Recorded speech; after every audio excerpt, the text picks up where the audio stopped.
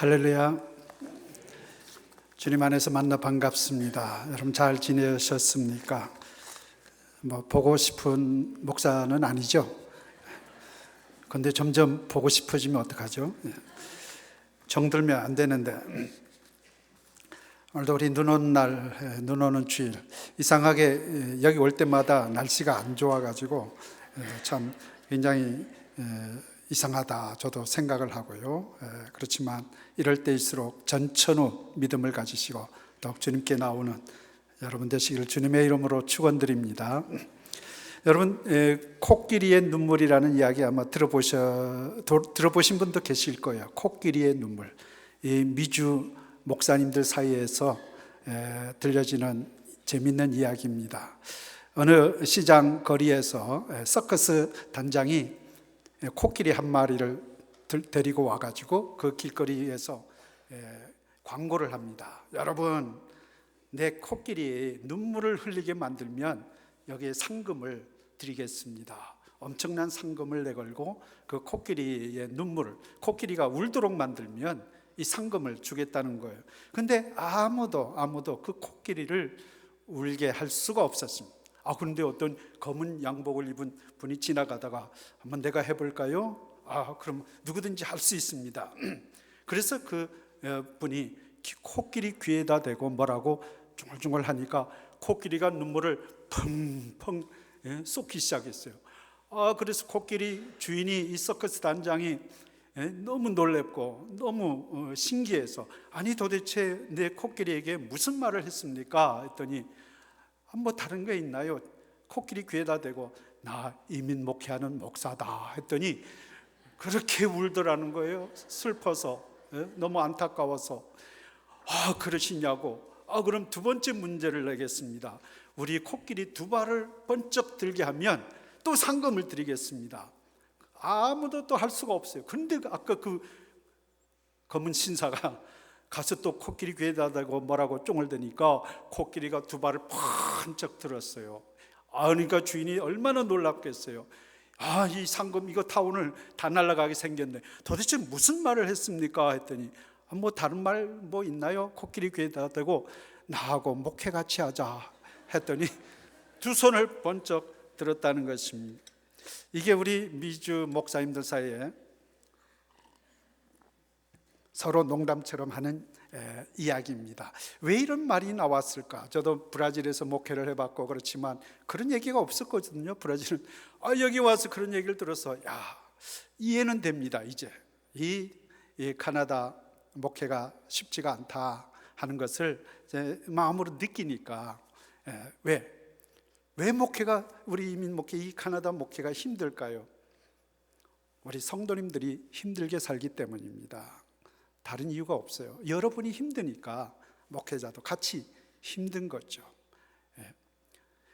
한국에서 여러분이 잘 심겨진 나무, 뿌리를 깊이 내리고 오랜 역사와 전통, 가문, 집안, 혈통이나 학벌로, 학연, 지연, 혈연 다 갖춰져 가지고 뿌리를 내리고 살던 우리 여러분이 다 그 뿌리를 뽑아 가지고 이 카나다라는 땅에 옮겨 심었는데 토양이 맞지가 않아요. 문화가 다르고 언어가 다르고 모든 삶이 다른데 여기서 다시 새롭게 뿌리를 내리려니 얼마나 힘든지 몰라요. 여러분 그렇게 사시잖아요. 여러분의 삶이 힘드니까 그 힘든 것이 목회자에게 그대로 나타나고요. 그러다 보니 이민교회가 힘들지 않나 이런 생각을 하는 것입니다. 그래서 저는 우리 이민사회를 광야라고 표현을 합니다. 광야. 물론 우리 모든 삶이 다 광야와 같지만 특히 이민 와서 사시는 여러분의 삶은 광야에 심겨진 나무와 같다. 이런 표현을 저는 자주 합니다. 우리 성도님들에게도 그 표현을 자주 합니다. 그래서 이 광야의 산, 어떻게 이 광야로 우리를 보내셨을까? 그 광야의 길을 걷게 하신 이유가 뭘까? 오늘 이스라엘 백성 40년 동안 애굽에서 나와 가나안 땅으로 인도하기까지 40년이라는 그 과정을 거치게 하신 하나님의 뜻을 오늘 우리가 살피면 여러분이 광야 같은 이민사회 속에서 하나님의 뜻을 찾고 하나님의 축복을 받으며 살 수 있을 줄로 믿습니다. 자, 그 말씀을 우리가 함께 나누려고 하는, 첫째는 우리를 낮추시기 위함이라고 하였습니다. 2절에 보십시오. 내 하나님 여호와께서 이 40년 동안에 너로 광야의 길을 걷게 하신 것을 기억하라. 이는 너를 낮추시며, 그랬어요. 낮춘다. 우리를 이게 3절에도 나와 있고 16절에도 반복되고 있습니다. 낮춘다. 우리를 낮춘다. 여러분, 한국에 살 때 좀 잘 나갔죠. 나 왕년에 이런 폼을 잡고 오셨을 거예요. 그런데 여기 와 보니 왕년회가 뭐예요? 아무것도 아니죠. 경력을 인정해 주나요? 예, 한국에서의 삶이 아무리 잘 나가도 여기 와서는 밑바닥이거든요. 제가 에드몬턴에서도 목회를 했는데요, 거기서 목회할 때 현대건설 소장으로 계시던 분이 이민 오셔가지고, 그래서 어떻게 사시나 봤더니 그로서리 가서 바닥부터 청소를 하시더라고요. 아니, 소장님이 이렇게 청소하시나요? 여기 오면 여기서 밑바닥부터 해야죠. 6개월 동안을 밑바닥 청소를 하더니 이제는 대강 알겠습니다. 그러더니 저 호숫가에 어느 가게를 사가지고요, 엄청 돈을 버셨어요. 그래서 캘거리로 옮겨갔다는 말을 또 들었습니다. 밑바닥 낮추시는 거예요. 아무것도 할 수가 없어요. 여러분, 광야에 가서 뭘 자랑하겠습니까? 학벌을 자랑하겠어요? 돈 많다고 자랑하겠어요? 나는 집안의 혈통이 좋아, 이런 걸 광야에 가서 자랑하겠어요? 아무것도 자랑할 게 없습니다. 먹고 사는 게 정신없어요. 벌레를 잡아먹을지 몰라요. 뱀을 잡아먹을 수도 있어야 돼요. 광야에 가서 자랑할 사람 아무도 없습니다. 이스라엘 백성들이 광야에 가서 먹을 것이 없죠. 낮에는 덥죠. 밤에는 춥죠. 거기서 생존하려니 얼마나 힘들었겠어요. 그러니 낮아질 수밖에 없어요. 낮추시고 또 낮추시고, 권세도 필요 없고, 기술 필요 없고요, 재능도 필요 없고, 돈도 필요 없고요, 다 소용없습니다. 이거 어떻게 살아야 되나? 낮추시는 하나님의 뜻이 있어요. 여러분, 이 땅에 오셔서 겸손하게 출발하셔야 됩니다. 겸손하게. 그 다음 두 번째로, 우리를 시험하시기 위하여 광야의 길을 걷게 하셨다 했습니다. 이제 너를 낮추시며 너를 시험하사 내 마음이 어떠한지 그 명령을 지키는지 아니 지키는지 알려 하심이라. 시험하는데 뭘 시험합니까? 하나님을 믿고 하나님을 의지하고 하나님을 신뢰하는지 안 하는지 테스트한다는 것입니다. 우리가 평안할 때는 잘 모릅니다. 모든 것이 잘 될 때는 다 내 믿음 있는 것처럼 보여요. 여러분, 평안해 보세요. 교회가 평안하면 다 믿음이 있는 것처럼 보여요. 그러나 시험이 들고 힘들고 어려움이 닥치면 그때 우리의 정체가 탄로나는 것입니다. 내 안에 있는 그 더럽고 추악한 죄성들이 다 나타날 수가 있습니다. 여러분, 부잣집 남자에게 어떤 아가씨가 결혼하겠다고 한번 생각을 해보세요. 그 집에 굉장한 부자래. 어떻게 부잣집에 시집을 가? 너는 좋겠다. 근데 그 부잣집, 그 집의 아들이 그 여자 뭘 보겠어요? 저 여자가 돈을 보고 오는지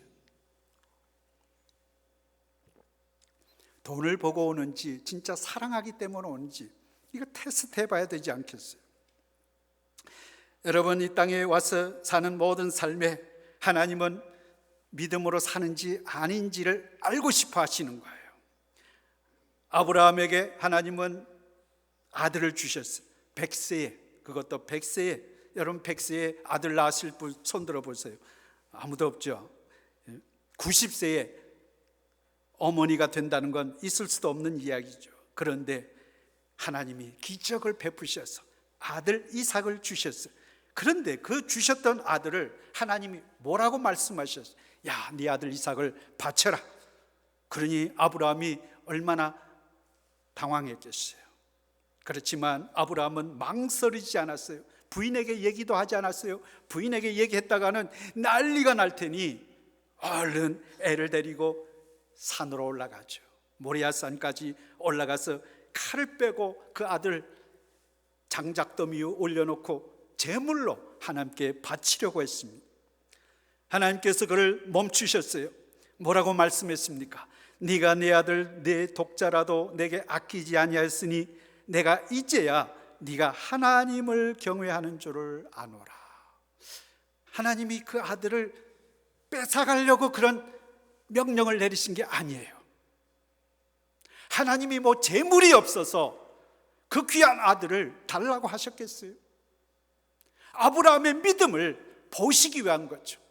아들보다도 나를 더 경외하는지, 아들보다도 나를 더 신뢰하는지, 하나님은 주셨다가도 취하시는 분임을 믿는지, 하나님은 그에게 그런 시험을 하시는 거예요. 여러분, 하나님이 여러분에게 시험하실 때가 있습니다. 여러분의 물질을 앗아갈 때가 있습니다. 여러분의 사업을 망하게 할 수도 있습니다. 여러분이 하는 모든 비즈니스를 사방으로 우겨싸임을 당해 할 수도 있어요. 왜 그럴까? 왜? 너 이래도 나를 믿을래? 너 이래도 나를 신뢰하고 끝까지 나의 말을 듣겠느냐? 하나님 그렇게 시험하실 수 있어요. 어떤 때는 나에게 질병을 주실 수도 있습니다. 아픔을 주실 수도 있어요. 생각지도 않았던 아까 교회 오빠처럼 그렇게 남편이 아프고 부인까지 암에 걸리고, 왜 이런 일이 욥에게 닥쳤던 고난처럼. 그런데 다 우리의 믿음을 테스트하기 위함일 수 있어요. 여러분, 그때 어떻게 하시겠어요? 야고보 5장에 보면 너희 중에 고난 당하는 자가 있느냐? 저는 기도할 것이요 즐거워하는 자가 있느냐? 저는 찬송할지니라. 그래서 우리 그리스도인에게는 두 가지 삶밖에 없어요. 고난 당하면 무조건 기도하는 것입니다. 낮아져서 낮추고 하나님을 의지하고 신뢰하는, 여러분, 우리 하나님을 의지하고 신뢰하는 가장 최고의 방법은 믿고 구하는 것입니다. 믿습니까? 기도하는 거예요. 기도하는 사람은 하나님을 절대적으로 신뢰하는 분이십니다. 기도 안 하는 사람은 하나님을 안 믿는 사람, 아직도 자기 낮추지도 않을 뿐만 아니라 자신을 믿는 사람이 자기 힘으로 자기 능력으로 뭔가 이루어 보려고 하는 사람은 기도하지 않습니다. 근데 낮아진 사람, 도대체 이 광야에서는 나는 도저히 내 힘으로는 살 수 없습니다. 그러면 뭘 해야 돼요? 구해야 되죠. 하나님 앞에 엎드려야 되죠. 그래서 고난당할 때 기도하고요, 즐거운 일이 있으면 찬송할지. 그래서 기도와 찬송은 우리 그리스도인들에게 두 가지 삶의 모습. 어려우면 기도하고, 좋은 일 있으면 하나님께 감사하고 찬양하고. 그 다음 세 번째, 광야로 우리를 보내신 이유는 말씀대로 살도록 하기 위함이라고 했습니다. 3절을 보십시오. 너를 낮추시며 너로 줄이게 하시며 또 너도 알지 못하며 내 열조도 알지 못하던 만나를 네게 먹이신 것은 사람이 떡으로만 사는 것이 아니요 여호와의 입에서 나오는 모든 말씀으로 사는 줄을 너로 알게 하려 하심이니라. 여러분, 광야에서 먹을 것 구할 수가 없습니다. 그렇죠? 광야에서 뭐 열매가 있겠어요? 뭐 농사를 짓겠어요? 그런데 하나님이 만나를 먹이셨거든요. 야, 이게 뭘까? 그러다 보니 만나라 그랬어요. 만나.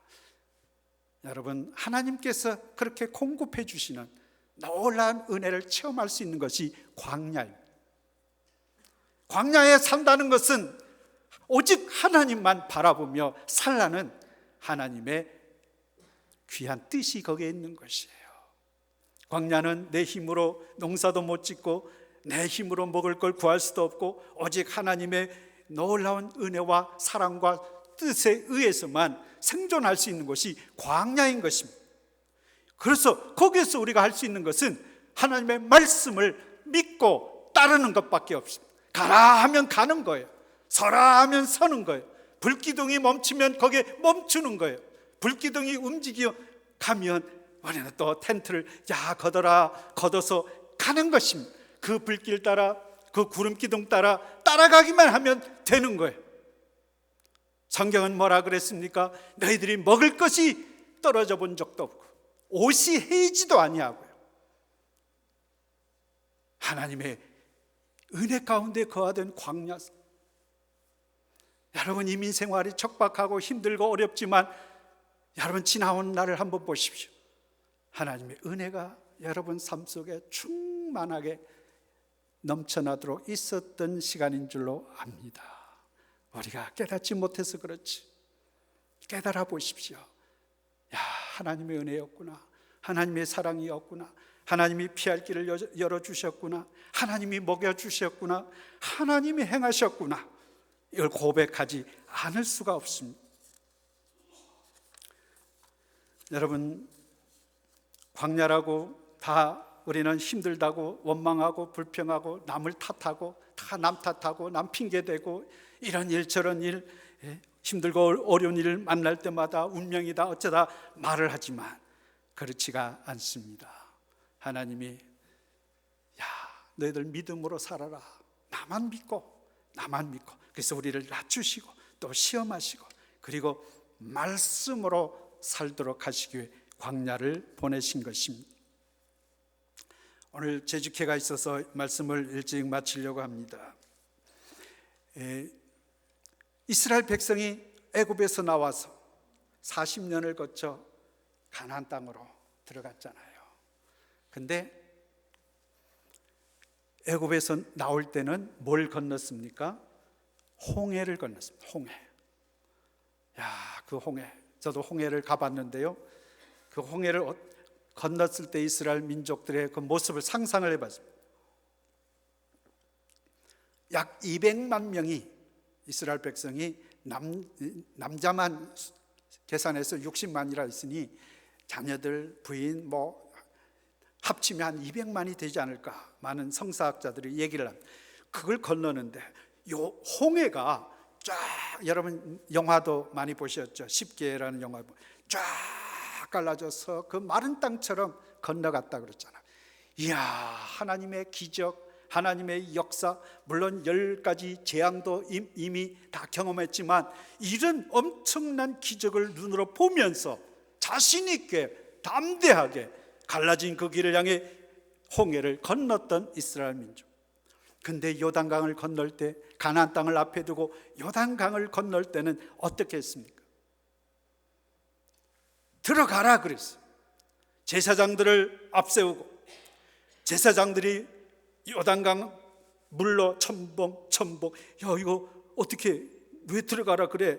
좀 갈라놓고 갈라지게 좀 홍해처럼 갈라지게 해놓고 들어가야지 왜 지금 들어가라 그래? 그런데 들어가라 그랬어요. 그래서 제사장들이 앞장서서 첨벙 그 다음에 백성들이 그 뒤를 이어서 들어가는데 그때 요단강이 쫙 갈라졌습니다.